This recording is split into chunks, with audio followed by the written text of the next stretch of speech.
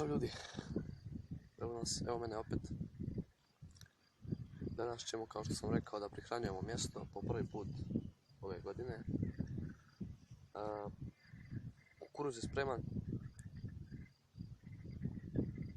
da tako kažem, pacajka je spremna, sve spremno, pa sam rekao da podijelim sa vama kako ja to radim i da se krupna riba može loviti i ovako. Voda je malo mutna, blago mutna, malo se povećao vodostaj, bila su neke kiše, ali eto, šta je tu je, pa da krenemo, ljudi moji, to jest gledalci moji, pa da krenemo.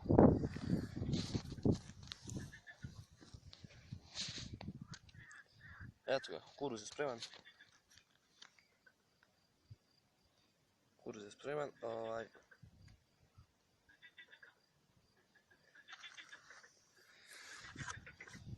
samo s pravicom ćemo bacati kukuruz, znači to je flaša obična.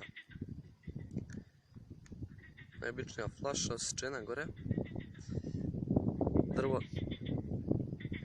do pola zamotano izolira trakom. Pa da krenemo.